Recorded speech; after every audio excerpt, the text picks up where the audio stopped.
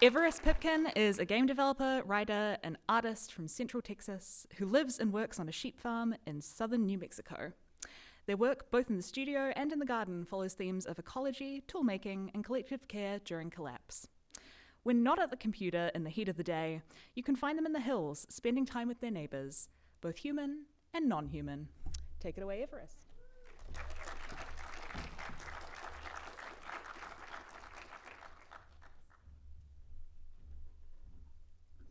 Hello.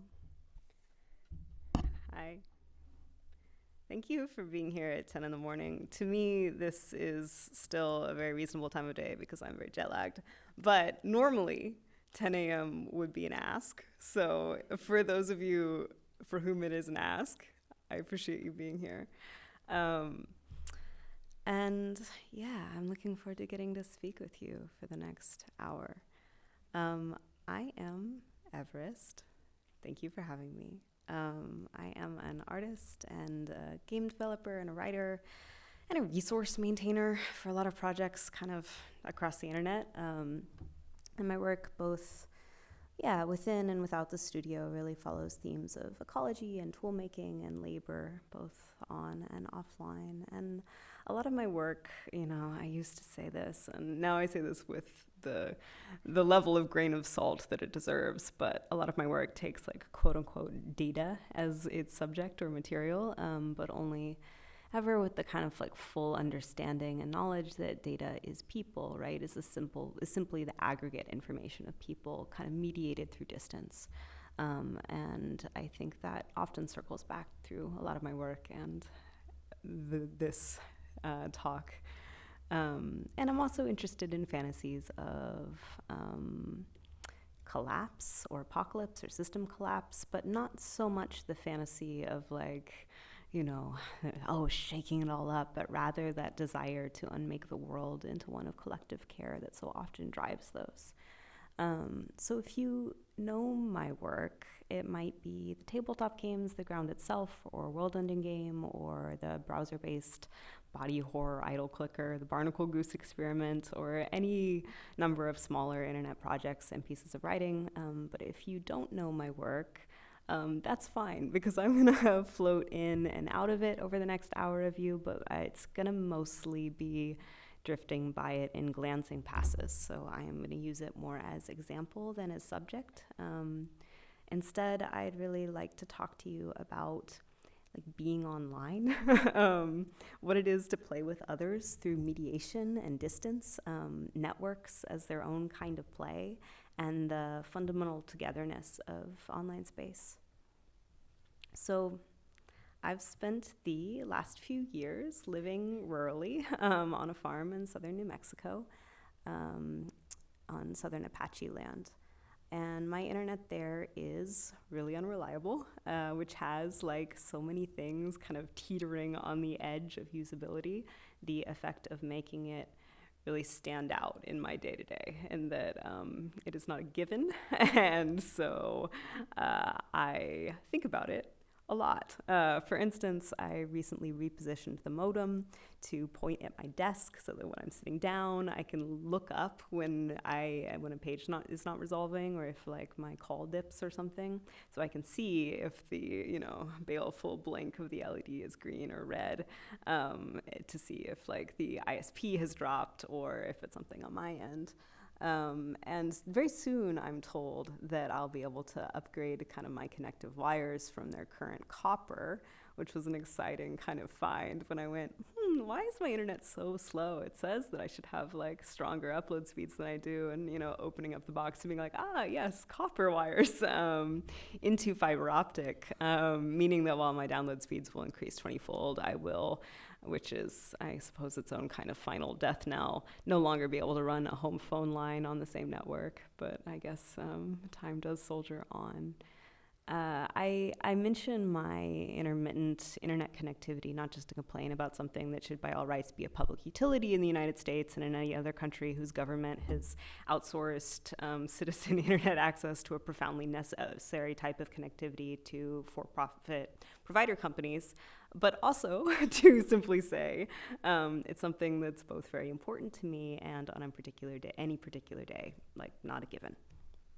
It's important because, of course, it is a predominant source of work for me, both in the vector that it delivers the work to me, and that, like, oh yes, I work from home, I need to be able to get online, but also in the subject of it, in that, like, a lot of my work does circle the browser or think about that type of connectivity. And it's also one of social connectivity, right? Like, online spaces are where I connect with loved ones and friends, ever more so pointed because of the physical distance of where I've chosen to live. This almost certainly feels familiar to everyone in this room.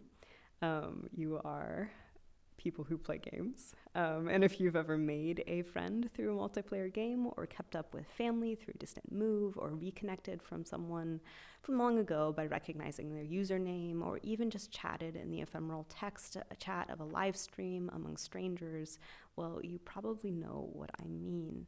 And even if you are someone who's kept physical proximity with those they hold dear close, you've almost certainly gotten a dose of this during the early pandemic, right? Where simple co-presence, even mediated digital co-presence, had this real shine to it, where ambient hanging out took on a preciousness that was, like, really beyond its general weight. And I do mean all those, like, Zoom cocktail hours, I suppose, but as well as cultural events curated by art spaces and organizers, from shows to music, including Free Play Zone. But more than events, I really want to point at that sense of sitting down to a computer, even chatting with no one or attending nothing in particular, and still feeling like you are a little bit in the world. Now, I also grew up rurally, by definition of rural, quote unquote rural, which is to say in a rural area, kind of on that unrelenting march towards suburbia, like the kind of neighborhood that has changed the city section of its mailing address like several times over the last several decades. For the most part, at the time, my school friends and I lived in single-family homes that were surrounded by cattle and horses, which were slowly replaced by more single-family homes as lots were sold off, sometimes slowly, sometimes all at once. We got dial-up internet at home by the late 90s, which meant that I spent the back half of my childhood and the front side of my teen years on Neopets and on Avid Gamers and on Gaia Online and all of those other wealth of forums and web games, as well as navigating around the kind of seemingly infinite homepages and fan sites and blogs and adoptables and all of the rest. And even at the time, the real promise of all of these spaces was not just access to information nor to web games, but to people. Even in the juniper woods of Central Texas, unable to walk to any single friend's house, I had a world of lives in front of me in the form of website updates and chat rooms and play-by-post. This is the sort of people watching I would later come to cherish in the front windows of cafes or out of long-distance trains, that type of, like, ooh, who is this walking by? Oh, whose backyard is this? Oh, look at that life that I'm able to witness for a brief second until I kind of move out of the window or out of this space. But at the time, it was only within my power, right, as a child, within that specific window of the browser. And this was really distinct from the ways in which computers had otherwise entered my life, which was, at the time, as a site of desktop interfaces and application tools, even the fun ones that were oriented towards children, like KidPix or HyperCard. And this is because the internet was built haphazardly by individuals, really piecemeal and really interconnected. And yes, like, it was governed by a set of standards and constructed out of a set of shared programming languages, but the actual content of that fledgling internet had little allegiance to user interface design groups in Silicon Valley. So early online space, and to a certain extent, even contemporary online space, feels more like a palimpsest than a single object or a location. They're made into a fabric. It's made into a fabric sort of out of a set of overlapping and interconnected design spaces and structures that were and are still personal. So everyone had a homepage. Practically everywhere was under construction. The user innovations of web rings and guest books and web counters and online now tags worked to bring personal presence to internet space, a feeling of being online and present together, even if you weren't visibly looking at someone at any given time. There was, to be clear, right, those online and together in the 90s and the early aughts were still those who were located in a physical location that could connect to the internet and who could furnish the very real cost of a computer, right? The early internet was not this total user revolution that the personal computer freaks were imagining in the 1970s, for instance. But it was notable that suddenly computers were not just about work, were not even about play, right? These were not only computers that were being used for computer games, right? They facilitated this other type of goal entirely, that of just hanging out, of passing time with others, right? Of like dialing on the call, of having the phone network engaged. Whereas personal computers were historically tools for getting tasks done, even if the task that you were getting done was getting to the end of a level, the internet became about other people. So looking at early desktop interfaces, it is their generally offline nature that mostly stands out. Like these were devices that generally could connect to, if not the internet as we think of it, a type of connectivity, right? Whether that was a BBS or a modem or an inbox, but would do so like a phone call, right? That then they would hang up, like calling a mail client, downloading new information. But until the mid-90s, there wasn't any real reason to stay connected, right? Or to be actually present in real time online outside of a few kind of small social spaces that were very distinct. It's really easy to valorize this type of focus now, I think, when our attention is so constantly grabbed from every side by our devices and our computers. But this was an internet before the attention economy, before social media megaliths, before invasive data gathering and personal advertisements. It was an internet that didn't really know what it was yet, but it was still actively becoming, right?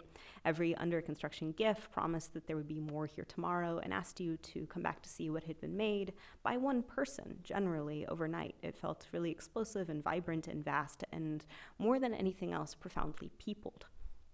So even as a kid, I was interested in the history of these places, right? I would spend hours reading through what at the time felt like old forum posts, or looking at discarded role-playing threads, or finding unlinked pages and trying to break into accounts with lost logins, excavating the strata of what had been while more was happening all around me. And even now, being online is to watch history accumulate in real time. So every timeline suggests a timeline of yesterday or of the day before yesterday, all stacked up in layers and stored neatly in a server farm somewhere until that particular service collapses under the weight, subjecting internet historians to a panicked flurry of attempted archival activity before all records disappear into screenshots and fuzzy memories. And that unfolding connectivity of these spaces is partly why they're so mesmerizing. There is a kind of joyful nosiness to clicking through to see where an image was originally linked from, following to the blog site that has been abandoned for the better part of a decade, to a Flickr page full of mostly pictures of flowers, but also some of a living room, and someone's tagged in there, and their page links to a Reddit profile, and they've answered dozens of questions on an equestrian hobbyist subreddit. Oh wait, their username is shared by someone who uploads ambient field recordings to SoundCloud. Is this the same person? Oh, actually, these are really solid. Oh, they have an electronic side project. I'm going to put this on while I cook dinner. Oh, it's 3 a.m. And that kind of unfolding fascination is true even, or perhaps especially, when that user is a stranger or someone who's doing their best to be anonymous in their usage of web spaces. There are echoes of the city street in that kind of browsing, this standing on the sidewalk and watching people go by. Coincidences, happenstance, the living in the hand-built world. It's no surprise that one of the first internet-like digital bulletin boards was called Community Memory. In 1973, in Berkeley, California, a teleprinter at a record store connected to a time-sharing system let visitors enter and retrieve messages. It was originally conceived of as a resource-sharing network, but soon became, to quote, more like an information flea market, meaning that the message board became, just like all bulletin boards, simply denser, a place for sharing events and writing missives and connecting with strangers and posting misconnections and selling junk out of the garage and generally just simply chatting. And there is perhaps no community memory quite like Wikipedia. If there's any single enterprise that really sums it all up, it might be that one. The collective remembrance of a co-edited internet, hyperlinked densely, laterally connected between related ideas, allowing one to drift and amble through knowledge, often knowledge with a focus and specificity that far surpasses any printed text, if not in reliability, at least in depth. Wikipedia is a standout example of what the internet is. But despite its encyclopedic face, Wikipedia really doesn't attempt to hide its users and writers. Wikipedians are a community all their own, and user profiles log all past edits, as well as uploads and links and discussion pages and comments, and sometimes very petty revisions bordering on flame wars that continue for years between two individual editors. And there is a form of celebrity available here from people who attempt to somewhat meaningfully illustrate articles with only their own bodies, from smiling pose to, sleeping in bed, to those with great personal attachments to specific subjects or to regions, or to those hell-bent on translations and translating Wikipedia into other languages, sometimes with varying degrees of speaking that language that they're attempting to translate into, to infamous vandals perpetuating hoaxes, whether that be for jokes or personal vendettas or a desire to live in a world that conceives of particular facts as true. The fact that it mostly works anyway, despite all of this, is a great testament to how people on balance show up to help something to function. And it isn't just Wikipedia that fosters this kind of building collaboration through individual contributions. The internet is full of people being helpful, sometimes by their own personal definitions of helpful, sure, often, but helpful all the same. It only takes looking at the statistics of power users of the now defunct Yahoo Answers, some of whom had asked and answered tens or hundreds of thousands of questions, or the thankless, despite being somewhat generally rude, respondents of Stack Overflow or Quora, or those that hang out in specific forums or groups or subreddits. It remains one of the most banally realized yet radical potentials of the internet, being able to post or search, hey, does this weird thing happen to anyone else? And have someone say almost always, yes, to me too. From rare physical sensations to specific experience of dreams, to the ways in which we relate to others in the world, to personal experiences of bodies or queerness. It is here that the co-presence of others online really comes to the fore. Because all of that circling, of course, is kind of around another person on their computer in the night, browsing through digital spaces, navigating, also forming a path, clicking through, and present with you as they say, yeah, I've also experienced that thing. Because it's easy to forget it sometimes, that being online, even deep in Wikipedia at 3 a.m. or wherever you are, is not exactly being alone, even if the specifics of it are hidden. I maintain several big spreadsheets and resource lists, the sort of things that always have visitors just by dint of being open in someone else's browser because they're meaning to apply to the thing, or they need the reference and they're just going to leave it in a tab kind of off to the side until they get to it.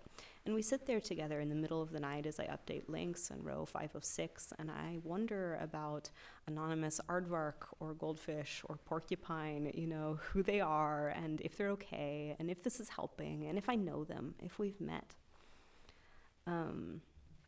Back in the mid-2010s, when me and seemingly every other person working with code was making ill-fated Twitter bots, there was this phenomenon lovingly dubbed as bot o'clock, which was when on the hour, bots that were set up to tweet once an hour would all trigger at once, a sort of clock chime that would cut into a social media feed.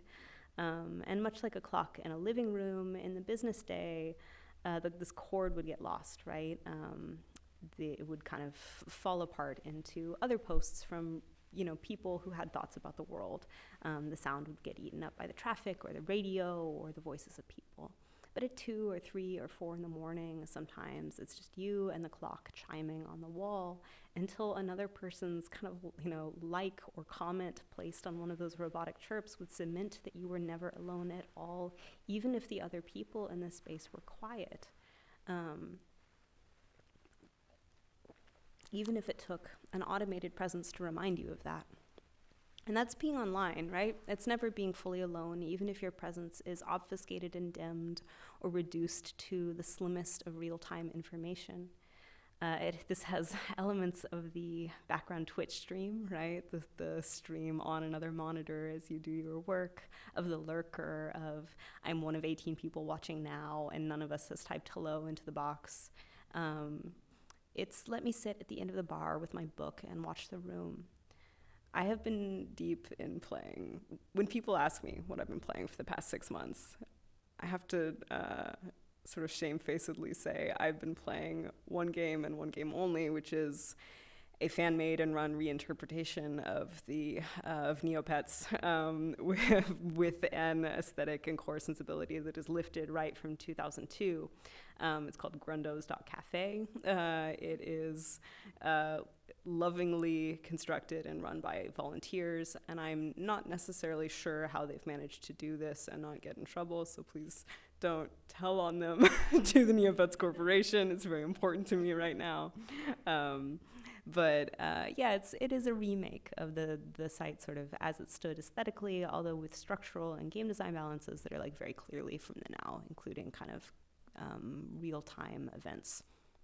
If you're unfamiliar with Neopets, which I bet no one is, but it's a virtual pet site, from the late 90s, early 2000s, was very popular, not just with children, although it was certainly oriented at children in that era, and it still runs. It has kind of gone through the long arc of history.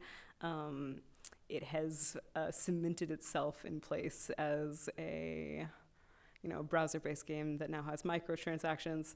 But it is at the time, it was kind of a virtual pet collection site with some capacity for building out your own spaces, homepages, whatever, for your pets, as well as talking with others on the forums, some light trading that was not necessarily looked at kindly by Neopets, and a lot of web games that were more or less, flash games, gambling for children.